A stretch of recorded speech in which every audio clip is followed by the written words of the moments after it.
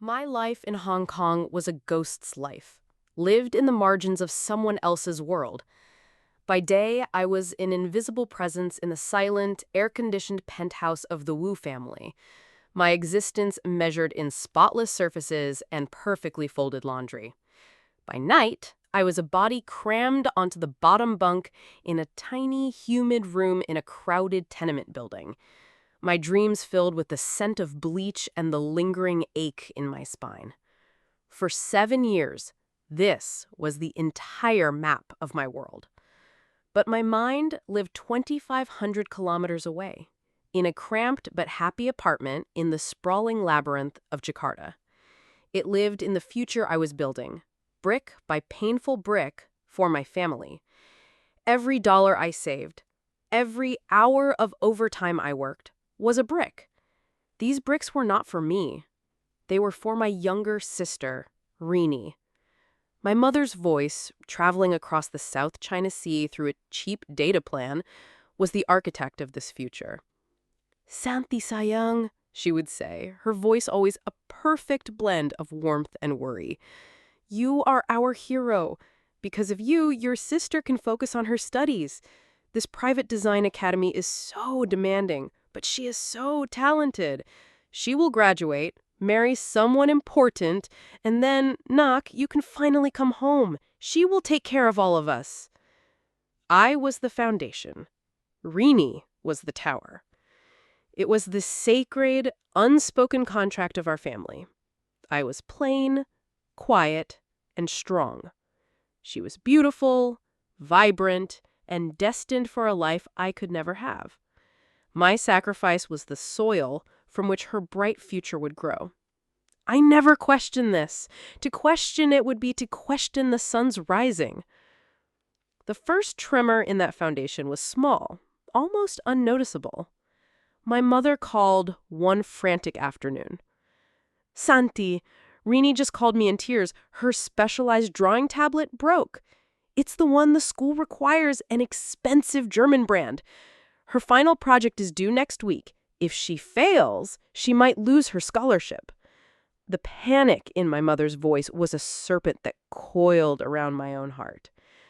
That month, I ate nothing but instant noodles and plain congee. I worked 3 weekends in a row taking on extra duties for a neighboring family whose helper was on leave. I sent the money, my hands shaking with fatigue as I handed it to the remittance clerk. A week later, my cousin, who knew nothing of my family's financial struggles, posted a photo album from a concert in Jakarta. In one of the pictures, in the background, was Rini. She was holding up a brand new phone, taking a selfie, a joyful, carefree smile on her face. The phone looked suspiciously like the newest, most expensive model. When I called my mother, my voice tight, she just laughed. Oh, that! Her friend won a contest, 2 free tickets and a new phone. Rini didn't want to go. She was so worried about her project, but her friends insisted she take a small break. She sold the phone the very next day to help pay for her art supplies. That sweet, selfless girl. The explanation was a smooth, perfect plaster over the crack. I wanted to believe it. My sanity depended on believing it. So I did. The second tremor was stronger. It came from Uni, my roommate. Uni had a face that was permanently set in a look of suspicion, a gift from her 15 years in Hong Kong. One night, I was explaining why I had to borrow a small amount from her. It's for Rini's international accreditation fee, I recited, repeating the term my mother had used. It's for a certificate from a partner university in France. It will make her diploma much more valuable. Uni put down her cup of tea and looked at me. Her eyes narrowed. She said, France. That's a new one. Last year, my cousin's daughter was funding her brother's startup business, which turned out to be a gambling addiction. Be careful, Santi. The stories we tell ourselves to survive here are powerful, but the lies they tell us from home are even more powerful. Her words were poison. I was furious with her for planting such a thought. My family is not like that, I snapped. But that night I couldn't sleep. The word France echoed in the darkness, sounding more and more absurd each time. The final, world-shattering earthquake didn't come from a phone call or a photograph. It came from the soulless glow of a tiny screen. Ika, my other roommate, was watching a YouTube video giggling. A familiar musical laugh drifted across our small room. My blood went cold. "Let me see that," I said, my voice a croak. Ika handed me her phone. On the screen was a young woman, her face professionally made up, sitting in a cafe so luxurious it looked like a movie set. She was talking to a camera, her personality bubbly and magnetic. "A lot of you ask how I can afford to travel so much, right?" She laughed, a sound that seemed now grotesque and alien. "Let's just say I have a very, very dedicated sponsor, a family member who works so hard overseas. She believes in my education so much." She made air quotes with her fingers around the word education. Then she winked. It was Rini, my sister. I fell back onto my bunk, the phone still in my hand. I felt nothing. It was a strange, terrifying emptiness, like my soul had been scooped out, leaving a hollow cavern. I scrolled through her channel, video after video, unboxing my new designer handbag, 5-star resort tour in the tropics. What's in my bag? Spoiler, it's expensive. The German drawing tablet, the French accreditation fee, the scholarship she was supposedly afraid of losing.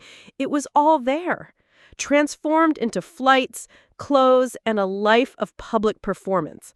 The lie wasn't just a lie, it was a joke, and I was the punchline.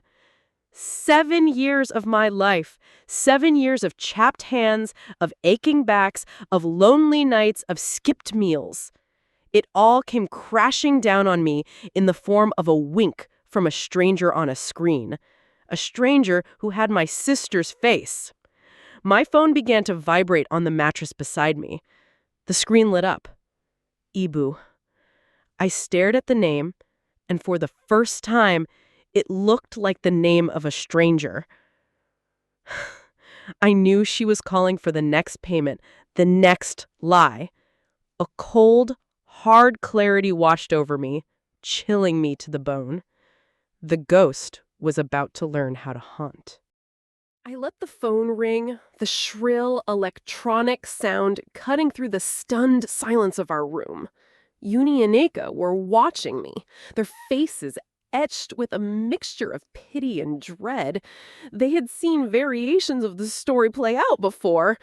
They knew what this moment was. It was the breaking of a spell. On the 5th ring, I answered. I pressed the speakerphone button, a small, deliberate act of defiance. I wanted witnesses. I needed the world outside my own head to hear this. "Santinak, alhamdulillah, you answered." My mother's voice, thick with that familiar manufactured warmth, filled the room. I was starting to get worried. "Listen, I have wonderful news. Rini has been chosen for a special graduation project, a collaboration with a famous designer.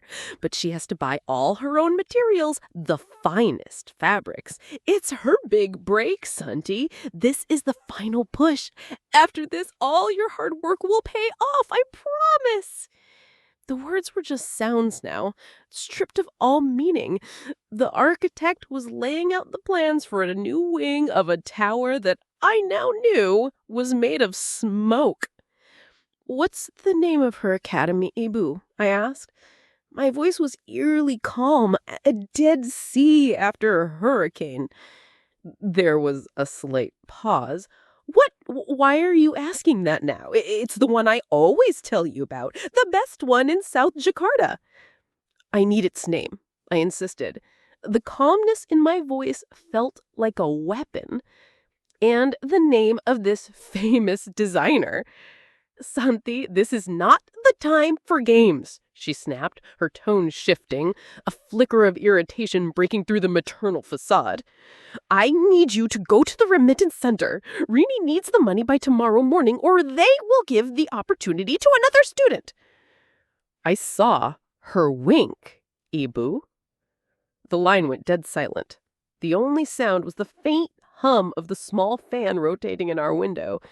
I could picture the scene in Jakarta perfectly. My mother, standing in her kitchen, the phone pressed to her ear, her mind scrambling through a Rolodex of lies, searching for the right one. Wink, what are you talking about? Are you feeling okay, Nak? Are you working too hard? She tried to sound concerned, but the tremor in her voice was pure panic. The wink to the camera, I said, spilling it out, for her, for myself, for the universe. I heard a sharp intake of breath. I heard shuffling. Then another voice came on the line, louder, sharper, dripping with indignation. It was Rini. Santi, what is your problem? She demanded, using the formal term for older sister, a term she hadn't used with me in years. It sounded like a mockery. Mama is telling you it's for my graduation. Why are you being so difficult? It's your job to help us. It's your job. That single phrase did more to sever our connection than the 7 years of lives. My sacrifice wasn't a gift. My love wasn't a choice. It was my job. I was a utility. A machine made of flesh and bone whose only function was to produce money. And now the machine was breaking down. I have been sending you money for a university that doesn't exist. I've been eating plain rice so you can buy designer bags. I've been scrubbing another family's toilets so you can go on vacation. The job is over, Rini. I quit. You ungrateful, she began, her voice rising to a shriek, but my mother cut her off. Santi, listen to me, my mother pleaded, her voice now a desperate, ugly thing. You don't understand. The world is different now. A girl needs to have a certain image to attract a good husband. We were building her image for her future, for the family's future. When she marries a rich man, she would have paid you back 100 times over. It was an investment. An investment. Not a daughter, not a sister, an investment. I was a stock to be cashed in, a commodity. The returns are not good enough, I said, the words tasting like ash in my mouth. I ended the call. Before they could call back, I blocked my mother's number. I blocked my Rini's. I went through my contact list and blocked every aunt, uncle, and cousin who I knew they would use as a proxy. It was a digital amputation. Quick, brutal, and necessary to stop the spread of the poison. I dropped the phone on my bed and finally let myself break. I curled into a ball on my thin mattress and I repped. I repped for the fool that I had been. I repped for the 19-year-old girl who had left for Hong Kong with a heart of a hope and duty. I repped for the years that had been stolen from me. Not from strangers, but from the two people who were supposed to love me most. Uni and Ika sat on the bed beside me, their hands on my back, a silent, steady pressure in the darkness letting the storm pass.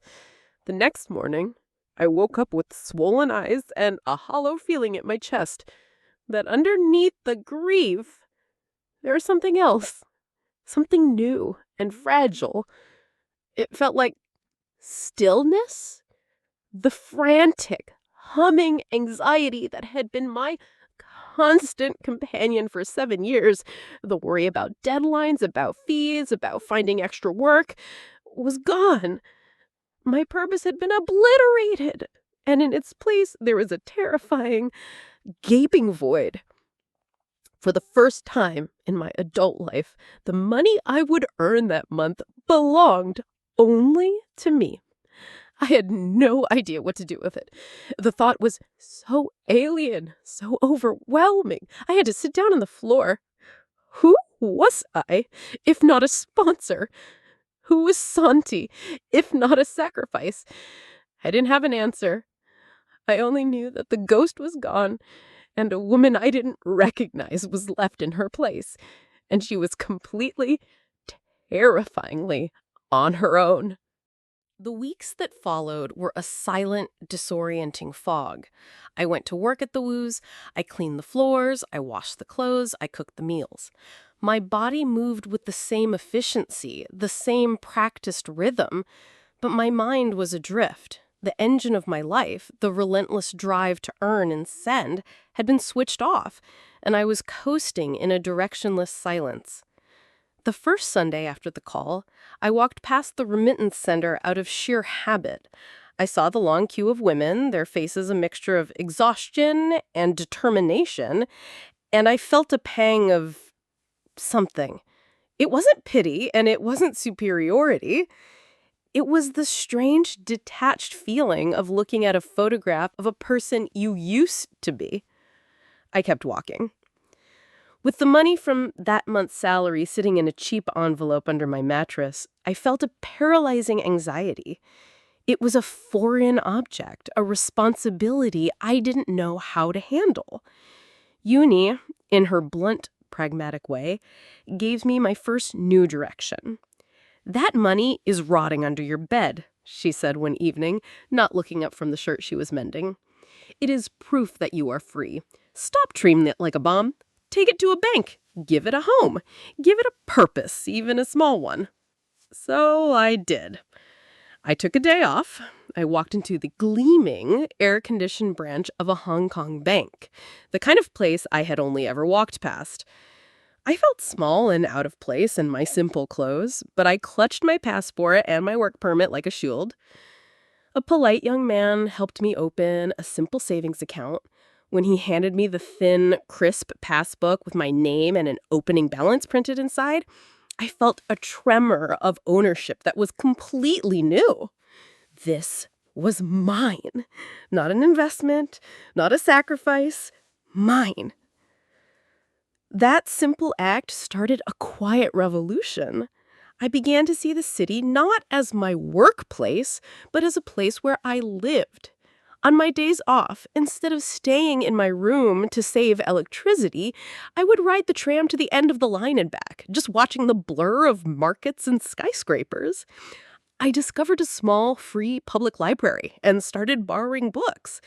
I started to learn Cantonese from a cheap phrase book that sounds awkward and thrilling in my mouth. I was painting colors onto the blank map of my life. But the silence from Jakarta was not absolute. About a month later, the first wave of attacks began. They came from numbers I didn't recognize, from distant relatives I hadn't spoken to in years. "Sandy, this is your Aunt Mina," one voice message began, the tone syrupy with false concern. "Your mother called me. She is sick with worry. She thinks the city has changed you, made your heart hard. Whatever Rini did, she is your sister. You cannot just throw your family away. It is a sin, Nak." Another was from an uncle. "Your father's shame is great," he said, his voice stern and booming. "To have a daughter who forgets her duty. You are bringing dishonor to our name. Send the money. Apologize to your mother." Each message was a small, poisoned dart designed to trigger the guilt and sense of duty that had been programmed into me since birth. The old Santi would have crumbled, but the new, fragile Santi listened to them, felt the sting, and then deleted them. They were echoes from a world I no longer belonged to. The real test came about 3 months later. It was a video call from my father. I hadn't spoken to him directly in years. My mother always acted as the gatekeeper. My heart hammered against my ribs as I saw his tired, drawn face appear on the screen. He looked older, grayer. He said, "Sandy," his voice raspy. He didn't waste time with pleasantries. "You have to help. Rini, she is in trouble." He explained that Rini, in a desperate attempt to maintain her lifestyle after my funds were cut off, had taken loans from online loan sharks. The interest rates were criminal, and she had defaulted. Now the threats had started. They had sent men to the apartment, they had taken her photo and created shameful posters, plastering them around the neighborhood. They said if we don't pay by the end of the week, they will take her.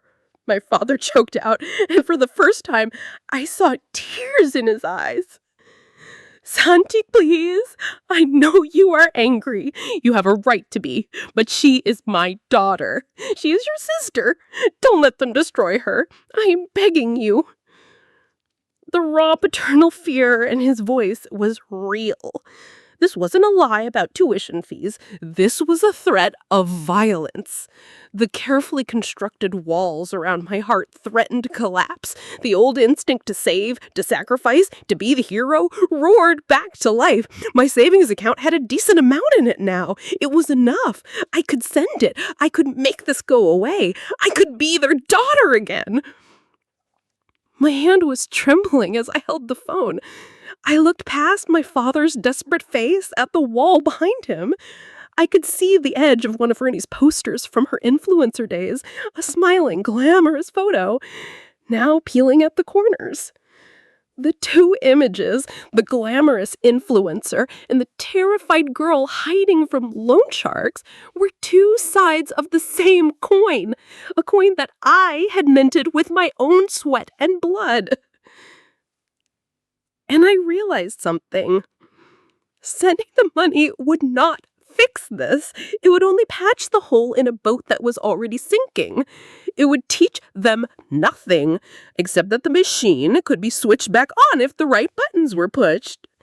It would pull me right back into the role of the foundation, the unseen utility, the emergency bailout fund. My heart ached. It was a physical, tearing pain. To say no was to betray the very core of what it meant to be a daughter in my culture. But to say yes, I knew with a chilling certainty, was to betray myself.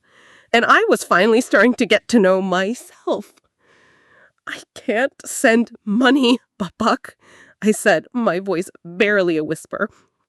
The words felt like stones in my throat. But tell them to go to the police. Report the loan sharks. That is the only way. The police? Are you crazy? He yelled, his fear turning to rage. These people are criminals. The police can't help. We need money. What has happened to you? Do you have ice in your veins? You'd let your own sister be hurt? I am not the one who hurt her, I said, my voice growing stronger. And money is not the answer. I ended the call before he could reply, my whole body shaking. I had stood at the crossroads and I had chosen the path that led away from them. It was the loneliest, most terrifying, and most liberating moment of my entire life. That phone call with my father was a final, violent exorcism. The guilt and obligation that had haunted me for months were burned away in the heat of his anger and my refusal. I was left scoured, empty, but clean. The void inside me was no longer a terrifying emptiness. It was a space waiting to be filled. And it was food that filled it. It started in our dining room. On our shared day off, Uni, Eka, and I would pool our meager funds. We were all starved for the taste of home, for the complex, fiery flavors that instant noodles and cheap Cantonese takeaway could never replicate. I found myself taking the lead. I would call my grandmother's sister, my Bude in Central Java, the one relative who had always treated me with simple kindness, asking her for recipes. I learned to recreate my grandmother's rendang, letting the coconut milk and spices simmer for hours until the meat was dark and meltingly tender. I perfected a sambal terasi so fragrant and potent it made our eyes water with joy. Our little room, which had always smelt of damp laundry and cheap air freshener, began to smell of lemongrass, galangal, and chili. It began to smell like home, a home of my own making. Other Indonesian helpers in our building would follow the aroma.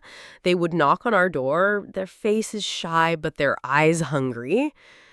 "What are you cooking? It smells like my mother's kitchen," they would say.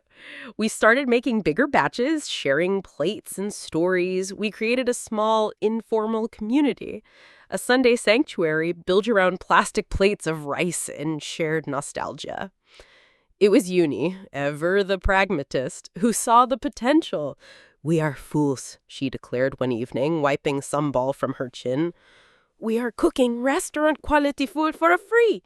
There are thousands of Indonesians in this city, professionals, students, bankers, who have money but no time. They would pay for this. They would pay a lot for a real taste of home."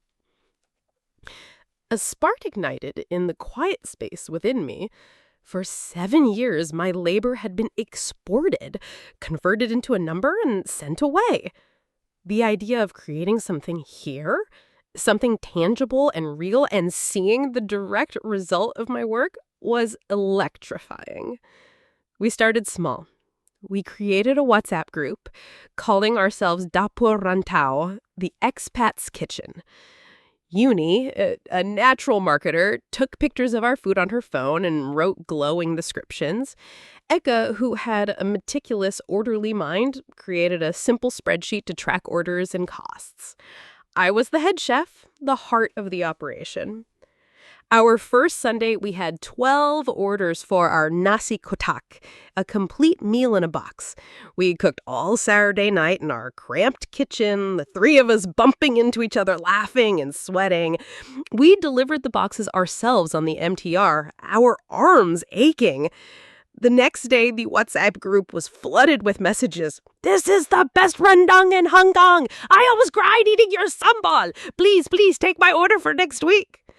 The next week, we had 30 orders. The week after, 50. It became a beautiful, chaotic whirlwind. My life now had a new rhythm, not dictated by the Wu's schedule, but by the soaking of beans, the grinding of spices, and the bubbling of pots. I had to quit my job at the Wu's. The decision was terrifying. It meant giving up the security of a steady paycheck, of Isa, a roof over my head. My father's angry words echoed in my mind. "What has happened to you?" But the fear was drowned out by a thrilling new purpose. We pooled our savings, all the money we had kept from our families, and rented a small licensed kitchen space in an industrial building in a less glamorous part of the city. It was little more than a concrete box with a gas stove and a large sink, but to us, it was a palace. It was the headquarters of our new lives. We worked harder than we ever had in our lives.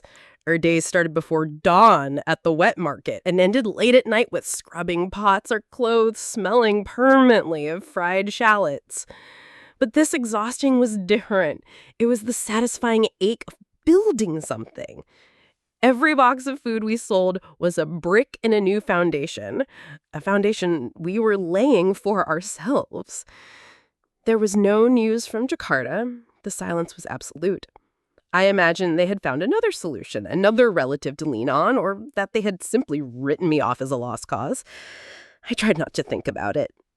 When thoughts of them intruded, I would focus on the rhythmic chop of a knife through a mountain of chilies or the precise fold of a banana leaf. I poured all the love, all the care, all the duty I once felt for them into my food. One day, a man in a sharp suit came to our little kitchen. He was an Indonesian executive at a large investment bank. He had ordered from us every week for 3 months. He said, "My colleagues, the local Hong Kongers, are always jealous of my lunch," he said with a smile. "They want to know if you would be willing to cater to our company's annual dinner. 200 people. The three of us just stared at each other, speechless. It was a leap into a world we couldn't have imagined. It was terrifying. It was the opportunity of a lifetime. That night, as we sat around the table planning the menu, a message notification popped up on my phone. It was from a number I didn't know, from Indonesia. There was no text, just a single grainy photograph. It was of my father, lying in a hospital bed. He looked frail, shrunken, with a tube in his nose. The message underneath simply said, "He is asking for you." The photograph was a punch to the gut. It knocked the air from my lungs and left a ringing in my ears. The vibrant, bustling energy of our kitchen faded into a dull gray hum. The hopeful future we were building, the catering contract for 200 people, the growing profits, it all seemed frivolous and distant in the face of that stark, clinical image. It was my mother's number. I knew it. A new number, a new angle of attack. This wasn't a demand for money for a designer bag. This was a picture of my father's mortality. It was the emotional equivalent of a nuclear weapon, designed to bypass all my defenses and strike directly at the core of my being. The daughter who, despite everything, still loved her father. Uni and Eka saw the color drain from my face. I showed them the phone. Uni swore under her breath. Eka, ever the gentle one, put a hand on my arm. "It could be a lie, Santi," Uni said, her voice sharp but not unkind. "An old photo, a trick. After everything they've done, you can't trust it." "But what if it isn't?" I whispered, my voice trembling. "What if he's really sick? What if he's dying?" The thought was a physical agony. My anger at my family was a fortress I had built, but the foundation of that fortress was love, twisted and betrayed. What if the man I was so angry with, the man who had let me be used, was about to be gone forever? Would I spend the rest of my life regretting the silence? That night, I didn't sleep. I sat in the darkness of our room, the city's neon glow painting faint stripes on the wall. I was at war with myself. One part of me, the old Santi, the dutiful daughter, screamed at me to book a flight, to drain my bank account, to rush to his side and beg for forgiveness for what I didn't even know. Another part, the new Santi, the owner of Doppler Rento, whispered that this was a trap. It was the final, most desperate move in a long and cruel game. To respond would be to walk back into the prison from which I had just escaped. In the gray light of dawn, exhausted and hollowed out, I made a decision. I would not be a fool, but I would not be heartless either.